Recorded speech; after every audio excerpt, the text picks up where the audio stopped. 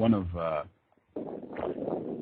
of the big ways that I see our failure to understand that white supremacy means if you're a non-white person, you are always behind enemy lines. I think sometimes non-white people, we get to where we want to just talk real loud, act like we have that army stashed away somewhere that's going to come out and protect us. I'm black and I'm proud, get away from me. Just, not just with obviously we do it with the police a lot, but I see a tendency to do that just with white people in general sometimes, to try to act like we're tough and got that secret army. And I feel like that really is a sad illustration of our lack of understanding of white supremacy.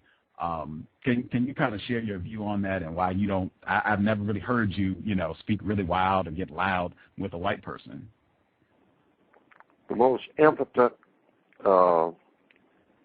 creature in the form of a person on this planet is a black male.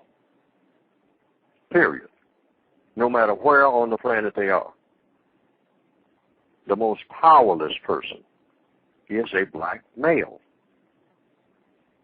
The most powerless person on the planet in the form of a person is a black male person. But you see them walking down, picking up the sidewalk, acting like they can whip everybody. Sure, they can whip somebody who looks just like them, because that's permitted. Permitted by whom? The white supremacists. They don't care. Kill everybody in the neighborhood. So what? There's another black neighborhood gone. There's another one down the street, ready to go. What's the big deal? You better be careful about whose space you get into when you get carried away with what you can do to other black people. And what's pitiful about it is most of us know that. Very few of us don't know that. We know whose space to get into. And we know just about how much backing we have. Black person in handcuffs. All kinds of tattoos. All kinds of long record for being able to whip everybody since 9th grade, standing there in handcuffs, in an orange jumpsuit, in his best hairdo, saying, "Yes, Your Honor." Why don't you use the kind of language toward Your Honor that you use with the people that you encounter right there in your neighborhood? The one that you say that you're a master over. The one that you can terrorize. All the females flocking to you and halfway scared of you. Knock them around all over the place. Call them all kind of names. Why don't you call Your Honor that same name? Snatch him from behind the bench. No. See, we're great show people. Greatest show people on earth. 3 9mm, one in your sock, one in your waistband, one in your side pocket. Ready to take on the entire world in a movie. In a homemade video. Or passing a bus stop full of black people fixing to go to work. Or you can terrorize them. Why don't you take on the champ? Which usually is just 1 or 2 white supremacists who just come and say, "Now, I think you'd better behave because you're disturbing my peace. Now, if you don't think I can handle you, try me." And I haven't been on this planet forever, but I've never seen a situation on a large scale, or never heard of one on a large scale, of any significance throughout the history of the black male, because that's who I'm talking about, who didn't chicken out in a moment of real crisis. So I don't want to hear it in this stalwart Black History Month about that all-powerful black male, because I've seen our record, particularly in the last, I'll say, just in this area of the world, 60 years.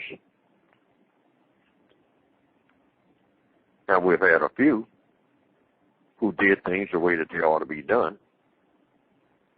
They protested in the street. They carried signs. They talked about non-justice. Martin Luther King, people like that. Fannie Lou Hamer, as a black female, backing up black males who got out there and tried to do something that made sense, rather than just terrorize the neighbors. And that's doing what we're supposed to do from the weak position that we have. Only time we show all this bravery is when we are mistreating other victims of racism.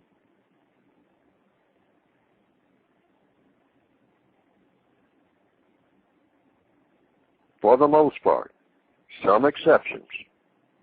Nelson Mandela, exception. Martin Luther King, exception. Malcolm X, exception. A substantial list, but well-spaced. Well-spaced. All those black males in between, usually the ones who are doing hard time, if you look at what they are charged with, most of it is mistreating, whether they're guilty or not, but most of it is for mistreating other prisoners of war, the race war, people that look like themselves, can't stand themselves and want to kill everything that looks like them, and laugh about it, and call it an accomplishment. Now, I harp on this because this is one thing that should be real passe. As they say in the hip-hop culture, I think they call it whack. That's really whack. I think that's what they call it. Makes no sense at all, and has been embraced in every generation. Didn't just start. As far back as I can remember. Black male carrying the Saturday night razor. I'm going to cut me somebody before the night's over. Oh, yeah. Who are you going to cut? Who are you going to cut, Jimmy? Who are you going to cut, Mac? Well, I'm going over to the dance hall. Who's in the dance hall, Mac? I'm going to cut me somebody who breaks bad over at the dance hall. Who is it that's going to break bad in the dance hall, Mac? Somebody that looks like me. Somebody I probably went to school with before I dropped out, and they dropped out. So we meet up 18 years later, and we slash each other to death in the alley. And that's supposed to be a big deal and the purpose for being on the planet. Now, there are millions of black people who think just like that, and they are not all just in this area of the world. They are south of here, in places like Brazil. They look forward to that kind of foolishness. It's an old black tradition while we're talking about black history. That's a huge part of black culture. It needs to stop, and it needs to stop as of tonight. We need to do some thinking and just say enough of that. Been there, done that. Forget it. No more gang tattoos. I mean, who are we fooling? Who can we really whip? A very limited number of people. And certainly nobody who is smarter and more powerful than we are, particularly somebody who is really an army. A system of white supremacy. You know anything about taking that on? No, nothing, zero. better start tap dancing.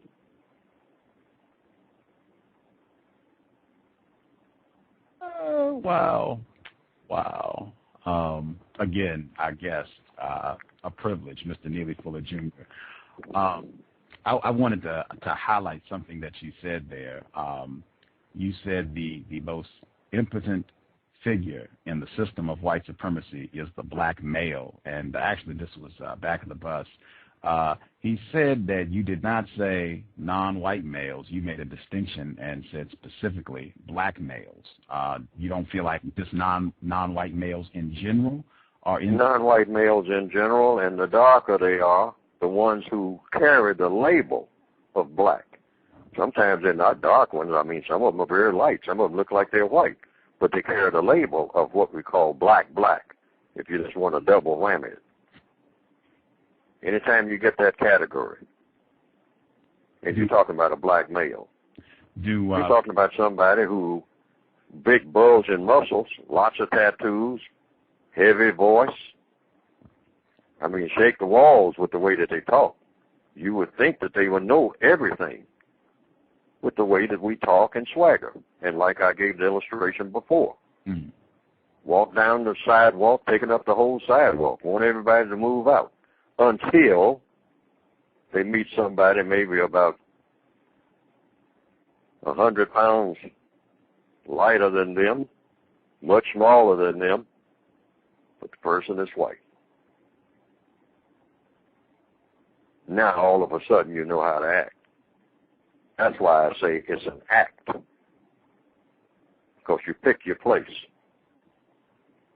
You wait till you get somewhere close to the hood, and then all of a sudden you become powerful. Why aren't you powerful everywhere you go? Some black males never even dare step outside of what they call their turf.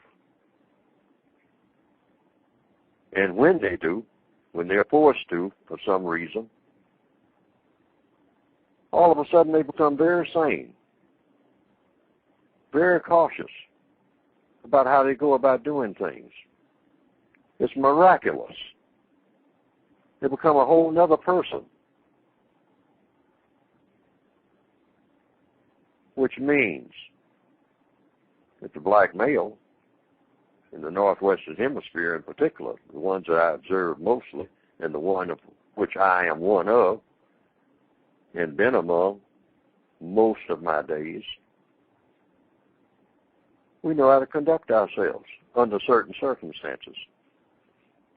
Magically. We may not know exactly what to say, so we keep our mouths shut. We know when to do that and what environment to do it in.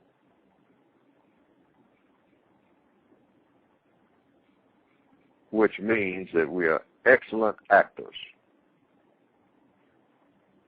So we act like men when we're really whimpering boys.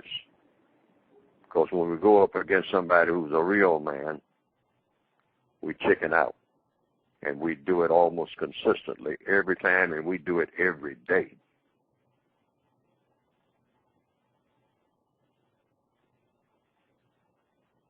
Strong black male doesn't exist.